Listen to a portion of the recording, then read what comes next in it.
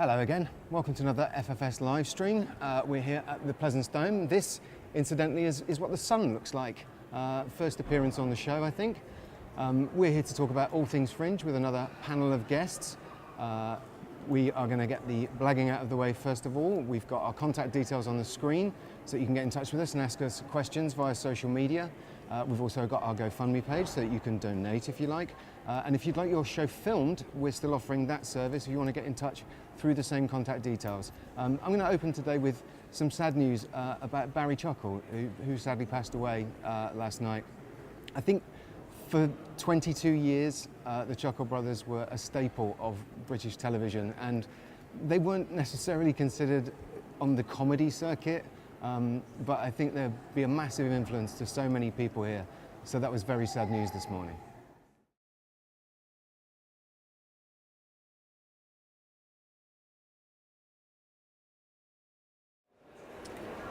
Hello again. So, I'm going to introduce you to my two guests today. Don't worry, they're not dropping like flies, I promise. I know we had 4 on yesterday and only 2 today, but it's the quality. Well, all right, maybe. We'll try that again, maybe. Tara. Hello. Hello. Who are you? What are you about? What are you doing? Hello. So I'm Tara Stapleton, and I am one half of co-director of Greenside Venues, and we've got 3 venues. Which half are you? Which half am I? Oh gosh, definitely top. So we had Darren on Yes. talking the other day about Yes. the Greenside. Yes. You're going to tell us more. Yes. Excellent. I am. How many Fringes? This is our 14th. Yeah. 14th running the venue? Yeah. Excellent. Were you here before that? No, I literally Came turned up straight straight in to bossing it. Yeah. And we've also got Brennan Reece. How you Hello. doing? Yeah, good, thanks. You're 3 shows in, 4 shows in? Today will be my 5th show. Fifth show. Going well so far? Yeah, it's going good. Yeah, Excellent. it's just another comedian. There's Another comedian. Thousands of them, so it's fine. And you're from Manchester. I'm from And you're Manchester. from Leeds. Yeah. So it's the Northern Powerhouse It this is morning. representing. All about. Lancashire and Yorkshire. Yeah. But we're Oh, friends. we're not going to get into... No, All right, we don't okay. care. We're going to get War of the Roses this No, morning. you're fine. No. We're Excellent. fine. We're friends. We've had enough civil wars going on. Yeah, we're good. So we talk about the Fringe as an experience. How do you find it? What's your favourite thing about the Fringe? Oh gosh, my 100% favourite thing about the Fringe is meeting the people that you meet. Whether that be people performing with us, whether that be staff, whether that be just random people in the street. I think that it's such a massive melting pot of different personalities, and when you find people that you click with, it's really easy to do that here, I find anyway. Got lots of friends that have started our friendship at the festival, which is nice.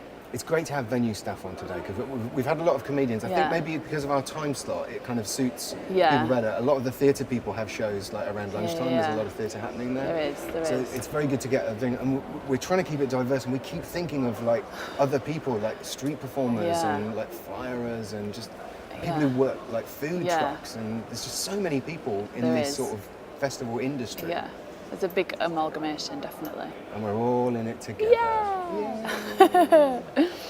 Venue staff treating you well?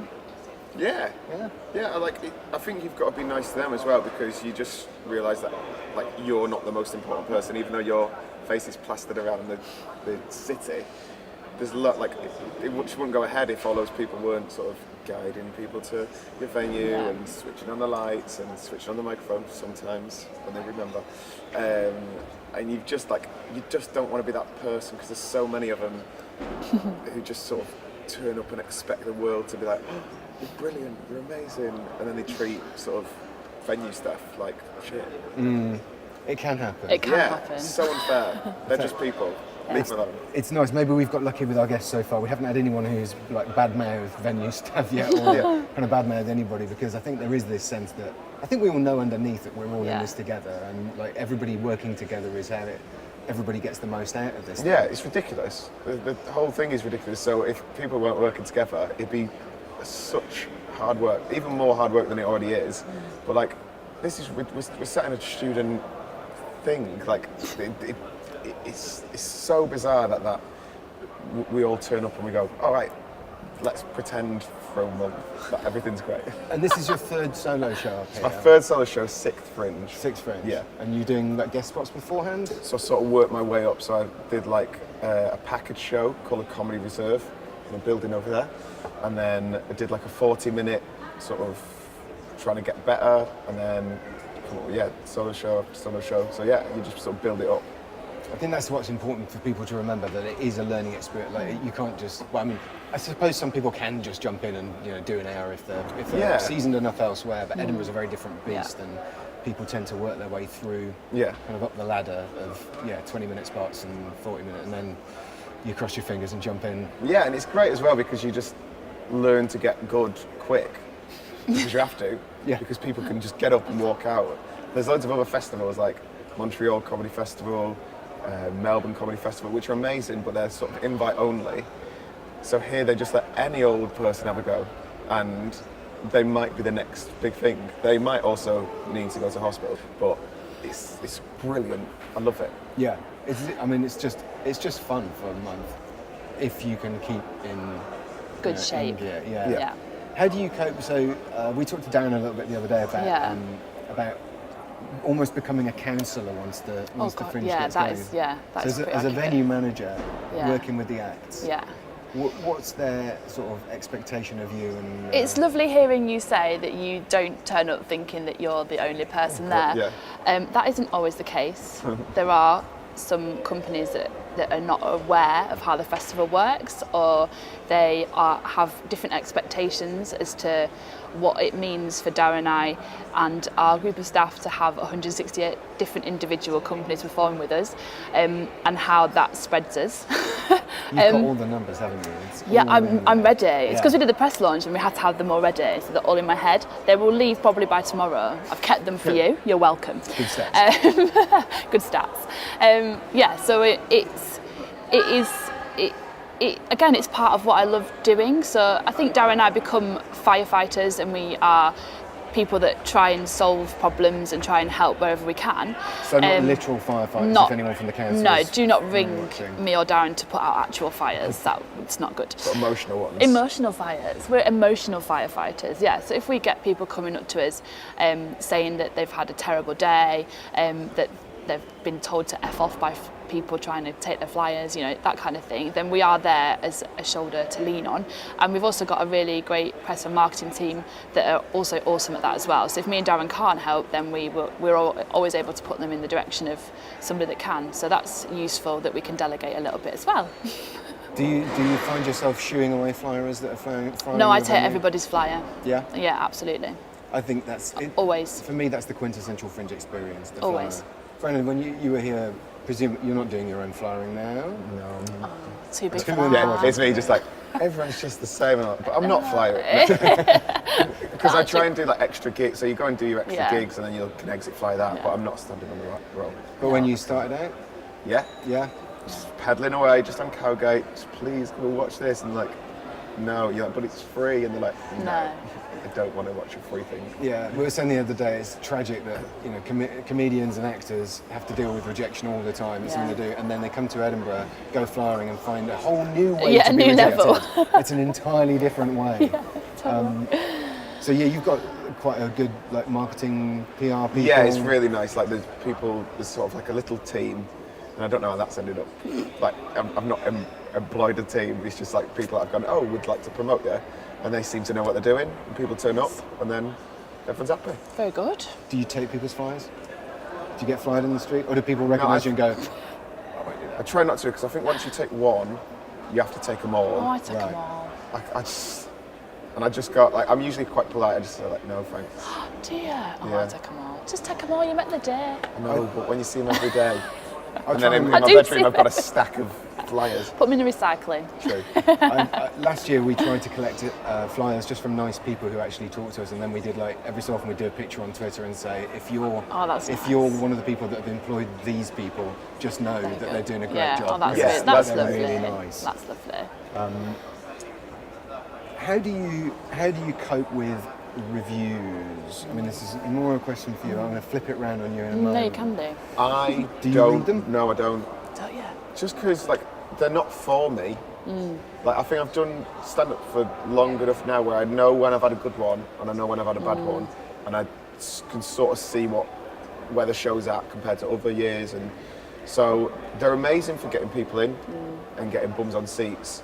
But there's no point me looking and being like, oh, well, this one person feels that it's rubbish or thinks it's the best thing ever, because you can become complacent and be like, yeah, I might have the best show.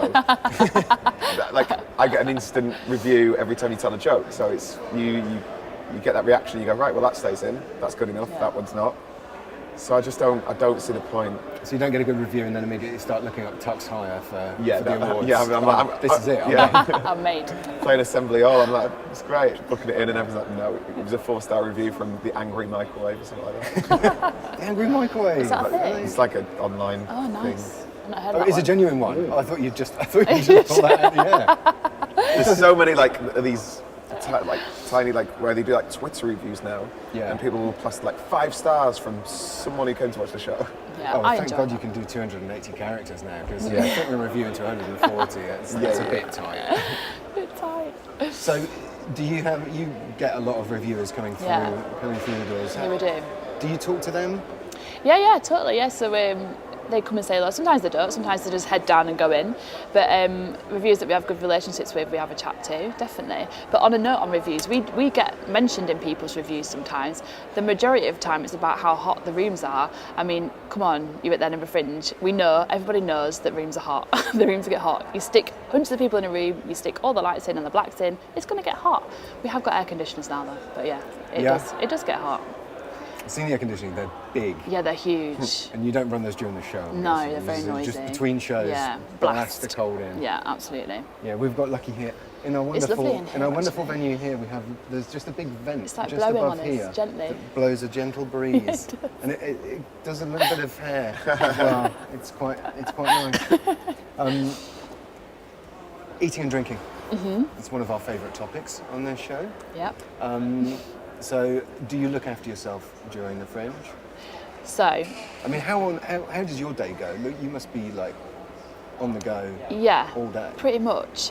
So we arrived here and our team on the 21st of July. So we're here a long time before actually the city gets too busy, and we have our strict routines because it keeps us okay. So we get up, we make our packed lunches, we have our breakfast, we go to work, we eat our packed lunches, we go home, we eat our dinner, we prepare what we're going to have for dinner. Darren and I are quite it's like being a boarding school. Literally, we write menus at the beginning of the week. So that keeps us okay for the first 2 weeks. And then once the festival opens and the press launch happens and the tech day happens, it gets a little bit skew-iff, where it's a lot more on the go. So I try and have breakfast every day at home and then grab and go. Yeah, it does tend to be like that. And Brennan, your show's at 6. Yeah. So that's like sort of bang in the middle of the day. Yeah. I've just faced the facts that I probably won't cook while I'm here. Yeah. I do really like cooking, but get like that. There might be one day where I go, maybe I actually want to cook something, but a comedian's diet during the Fringe is horrific. Yeah. Bananas are for September. Yeah. There's lots of missing breakfasts, staying up late, eating, like something from one of the food trucks. And thank God they're getting better and better. Yeah, there's some good options. It's cool now too. They are getting more and more expensive. Yeah. I know, right? I paid for a cheese toastie last night and it was £8. Sure. Yeah. It was nice, but I was drunk. You're northern. Where's your respect? No, I don't need to. 8 quid for a cheese toastie. Well, yeah, maybe they need to sort out their marketing, which is a really dirty segue, so that I can turn to the camera and talk about our package that we've lined up for you today. We spoke to Alan in the Fringe office, the participant centre, about his role in how they handle that marketing. Take a look. Alan Gordon. Hi. How are you? I'm very well. I've just come out of the Fringe Central welcome address and I feel all inspired. It is day one. Yeah. Launch off, blast off. Blast off, launch, yeah. You are the marketing and registration coordinator. Yeah. So we're going to talk a little bit about marketing because it's my biggest fear, and I think most companies struggle with this the most of anything, because my show's already brilliant, obviously. How do I get people to it?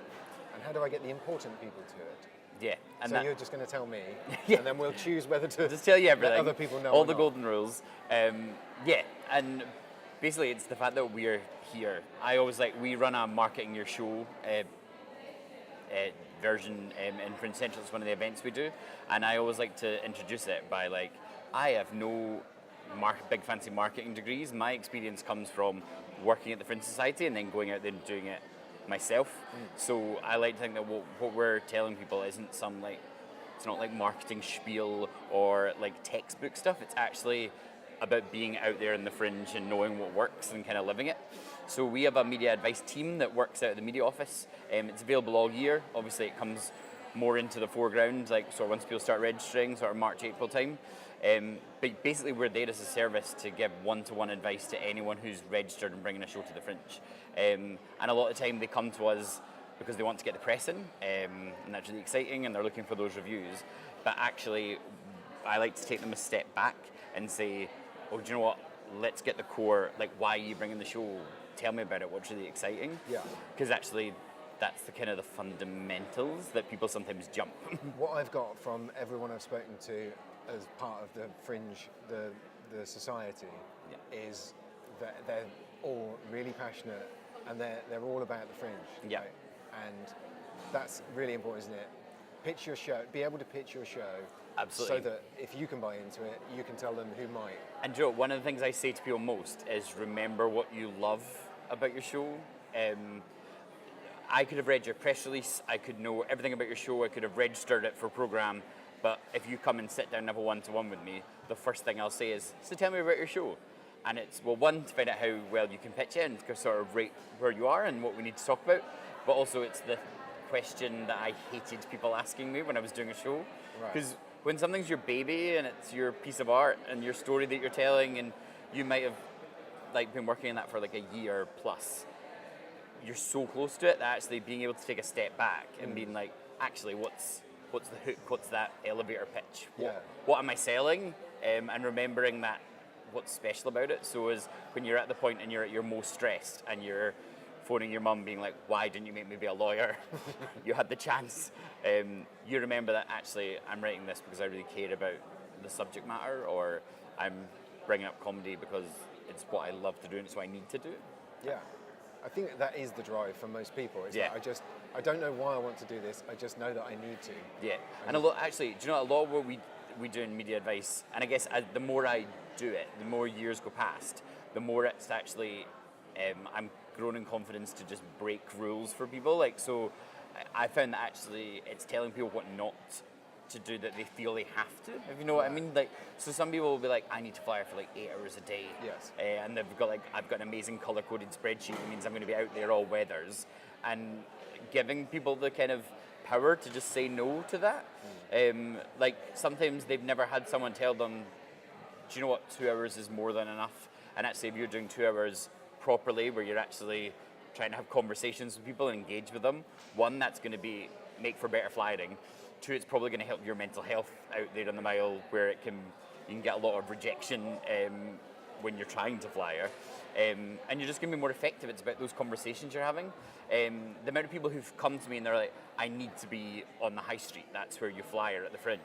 I'm like, that's where a lot of people flyer at the Fringe, but that's maybe not where your audience is. The Royal Mile is great and really exciting, but it's also full of people who are trying to get places, who are trying to watch street shows.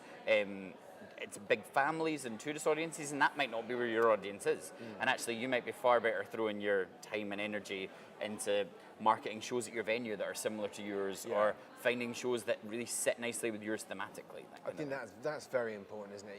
If you can go through the brochure and find shows that sort of contrast, compare, make an exit flyer with permission from the venue. Some venues will allow you to do that with no problems at all. Others will have requirements. Yeah, and we say it's always that about get permission from wherever. Like, so I would never say flyer in someone else's venue, just because it's a bit like going into someone else's house and just laying down your own furniture, which is rude.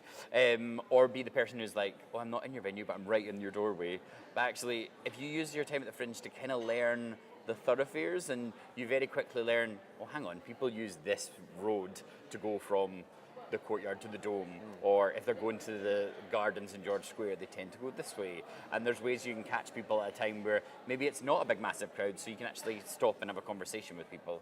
And things outside that kind of hands-on flyering, there's also things like Facebook advertising, which a lot of companies don't really understand that they can use in a very cost-effective, cheap way to sell shows or win elections. Totally.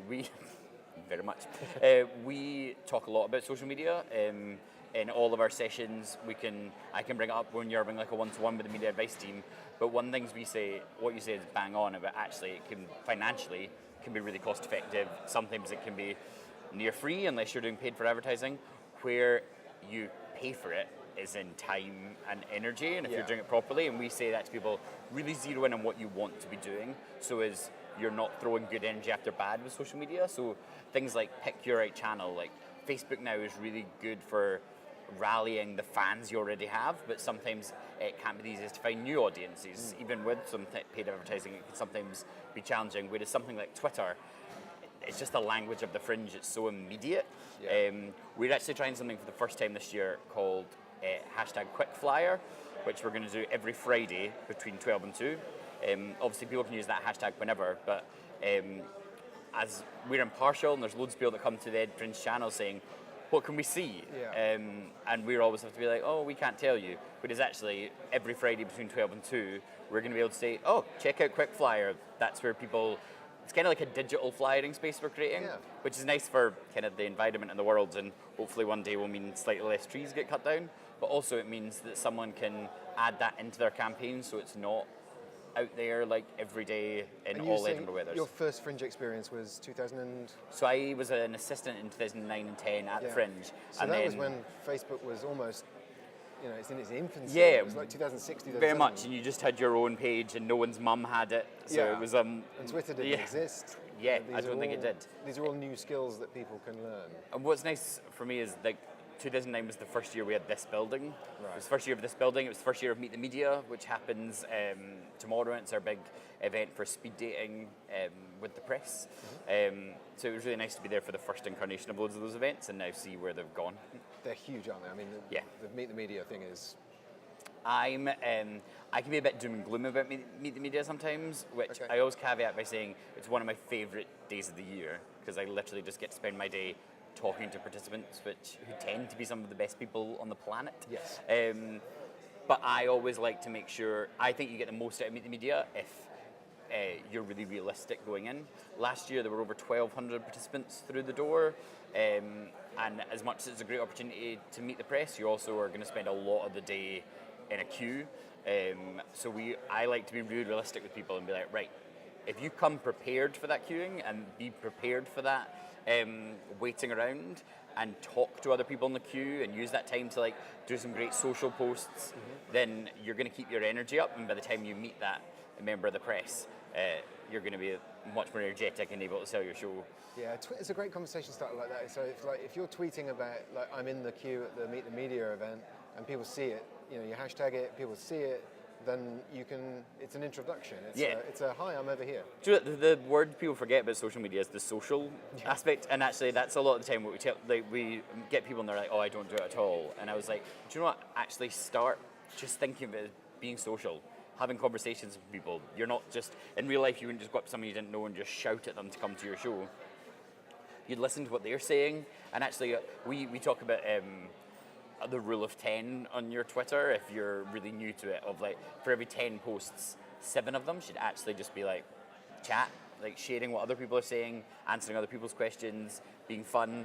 2, then you can kind of do the soft sell, and 1 in 10, you've earned the right to kind of be like, come and see my show. Yes. Because otherwise, people who do follow you, your feed's just going to get really generic. And it's the same one as well. You're retweeting the same tweet. Right? Totally. Every day at 3 o'clock. Yeah, and from a pure like keeping yourself fresh and in a good headspace during the Fringe, if you just are tweeting in a way that's just like shouting the same things out, it can feel like you're just shouting to the ether and getting nothing back. Whereas actually, if you're making those connections, and you're right, it's great ways to start. We speak to participants who meet for the first time on Twitter, and then get to come to Fringe Central and actually see each other face to face, and it's a really nice, especially on the run up to August. So all that big build up of we're coming to the Fringe. It's a really nice way for people to interact from like other sides of the world. We've done a bit of that this year in terms of like just reaching out to people that we know are in the same venue, or just saying hi and can't wait to meet you all and building that up. Is your marketing campaign for Edinburgh, should that be starting March? Yeah. So should you be thinking about it all year round? Yeah. Ideally, once you've registered your show, I think it should become at least a thought in your head, even if it's not actively happening. I think like a time to start talking to the press is probably like April's sort of perfect for that. That's when we make the media contact lists available, which is pretty much what it does what it says in the tin. It's a list of media contacts that give great coverage to the Fringe. But it's more than that, isn't yeah. it? Because it's actual details on how they like to be approached. Totally. And we always say we're like, use this document with great care.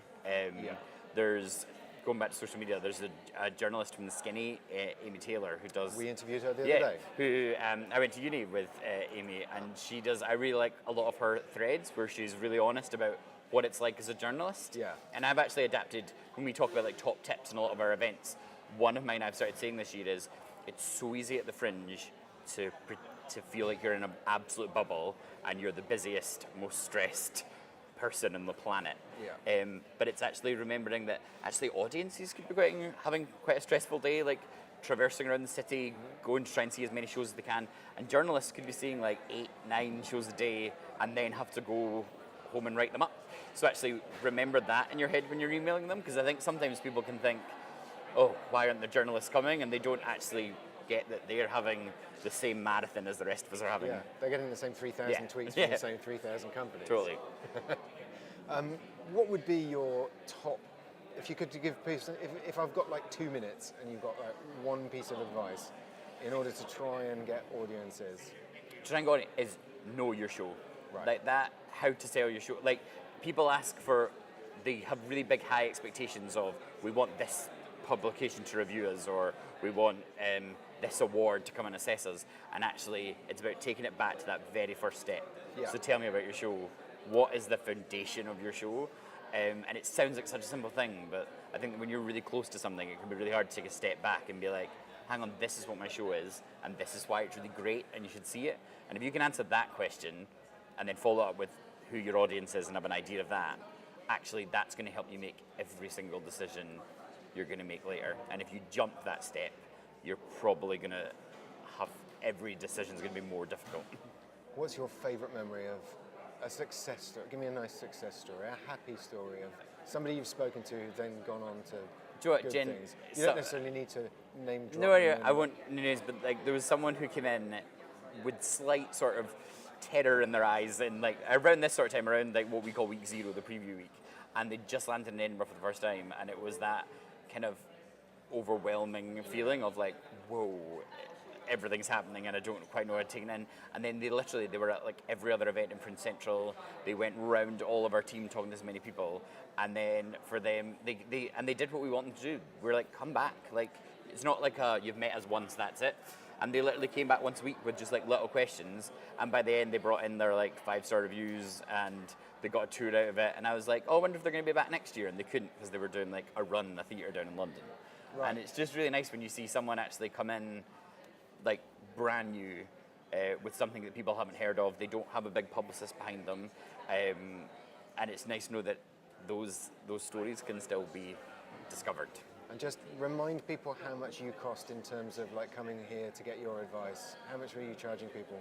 So it's absolutely free as part of your registration. That's the answer I'm fishing for. I was like, am I going to have to go through all the registration fees? No. But yeah, sometimes, because I work in program as well, people are talking about the registration fee, and I'm like, just so you know, you're not just paying to get in the printed program. Yeah. You're also paying so as our box office can sell your tickets, but also for everything around here, for Katie, me, Robin, my colleague Caroline, for all of those to come and talk to you.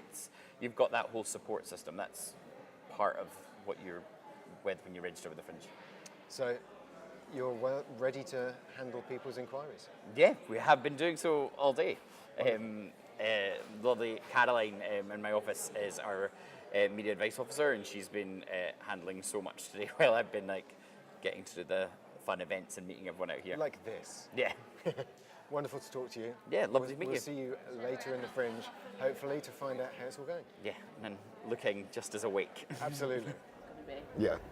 Oh, sorry, is that no, okay? that's fine. We can chat like that. We were just chatting about various shows, which we're not going to plug on camera, but we're just sharing a few hints and tips.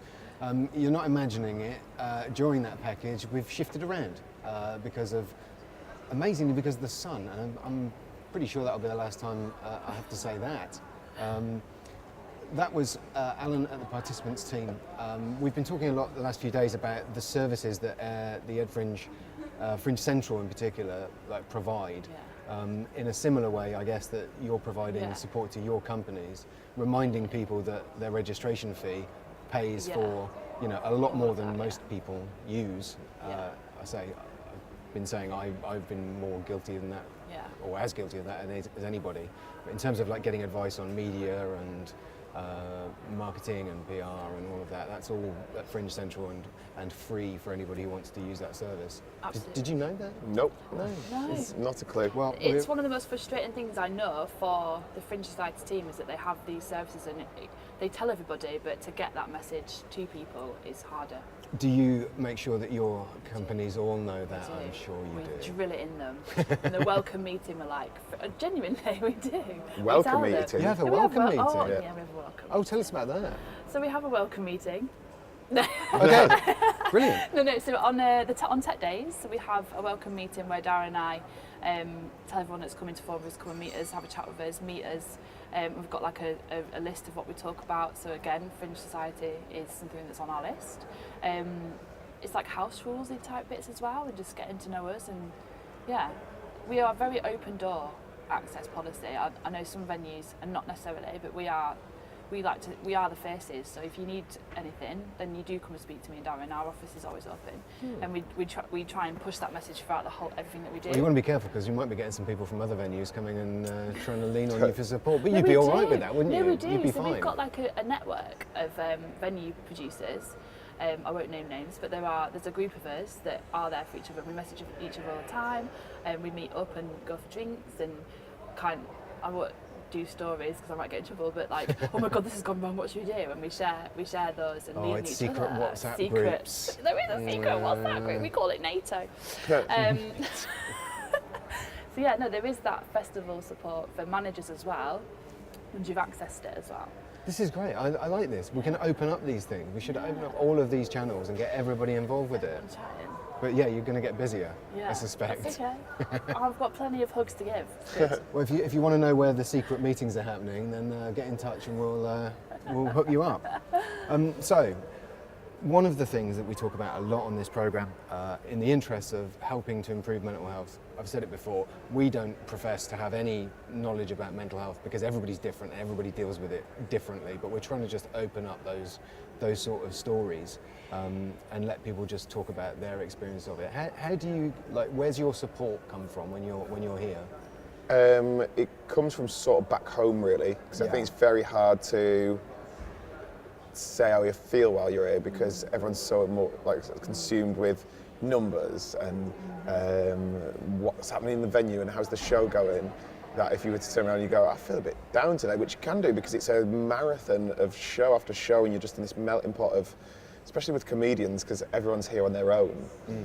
So mine sort of comes from back home where I would just speak to family and have a normal chat and just, they're pretty good for shining a light on how unimportant the festival is to the world. Because here... Do they know what's happening? They're aware of what goes on up here? Yeah, and it's great for your career, and it's good to be creative, but I remember just before I was coming up and I was quite stressed about the new show, and my mum said, don't worry, in September no one will care. And I was like, okay. And she goes, all you're doing is an expensive assembly, and she just absolutely nailed it.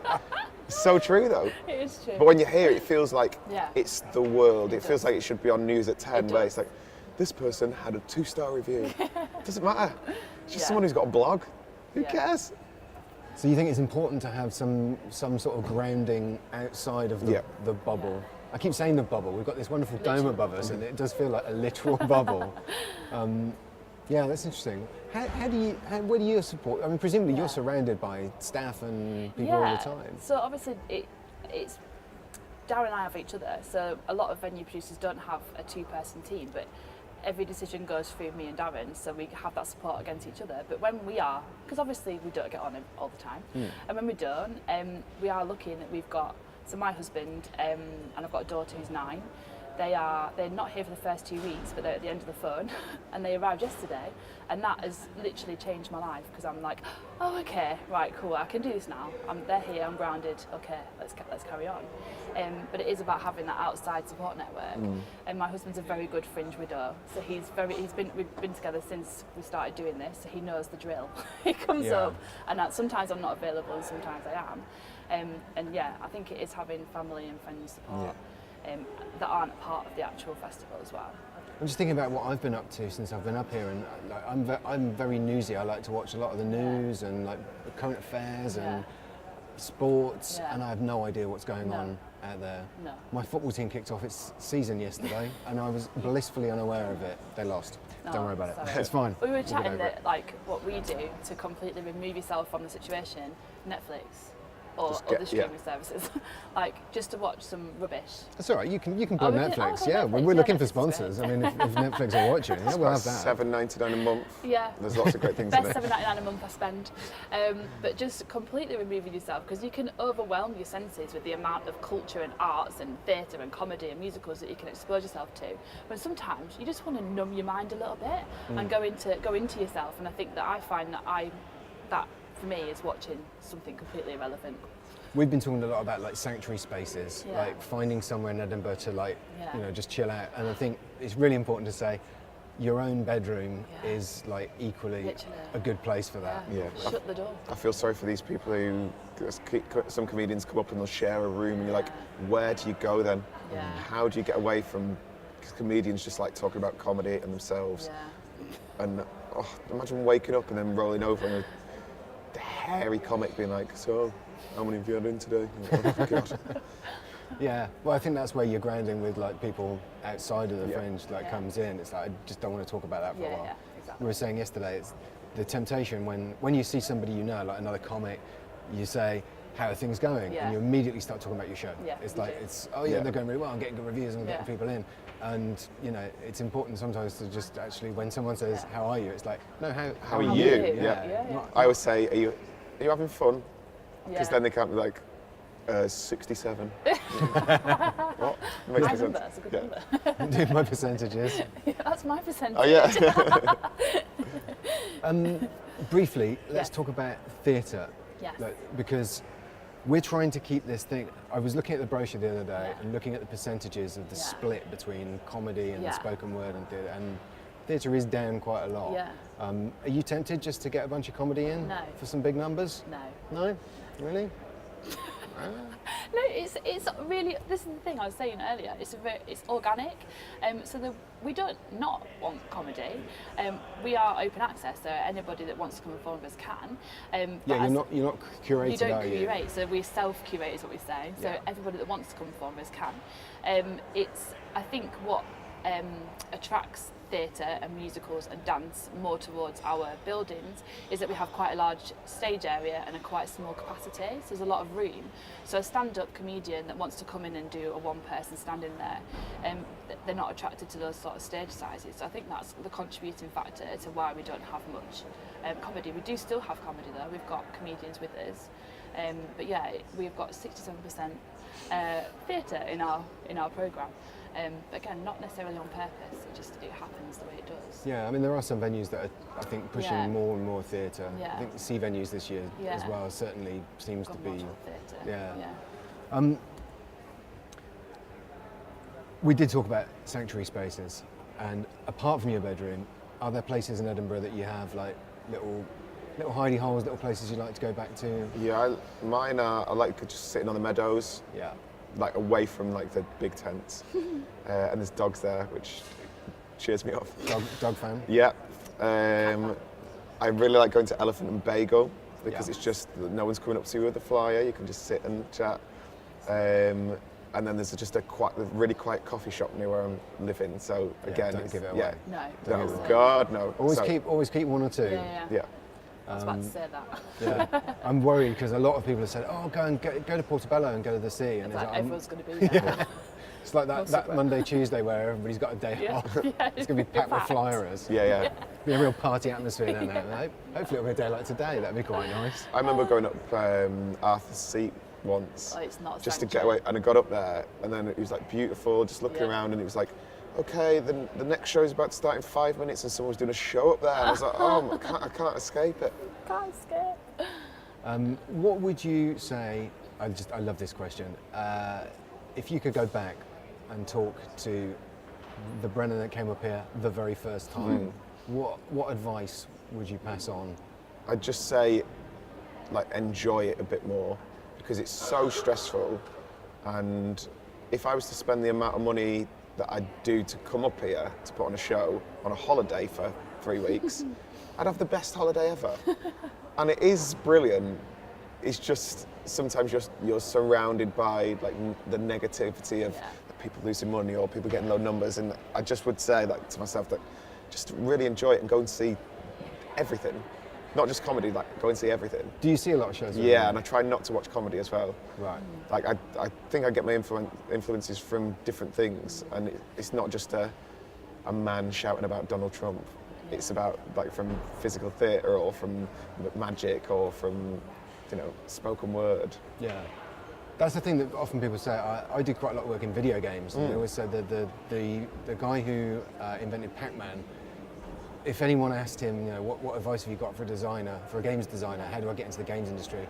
He would say, do anything other than play video games, because all you're going to do if you do that is replicate what you've already done. Go watch opera, go see ballet, and just get a whole range, read books, get a whole range of influences. Yeah. Good tip, thanks. There you go, that's my Good anecdote fact. of the day. Thank you. And where do you go? Where Where do I can go? people find you? No, where's... There's one place that Darren and I go where we have to be alone and serious and quiet, and it drives our ops director absolutely balmy that we've never told her where it is. She's been with us for 11 years. Madeline hates her little shout. It drives her crazy. We've never told her. We've never told anybody, and she tries to guess. And I've told her if she ever guesses the right one, I will tell her. And we must be up to about 100 guesses now. She's still not got it, so I'm not telling you.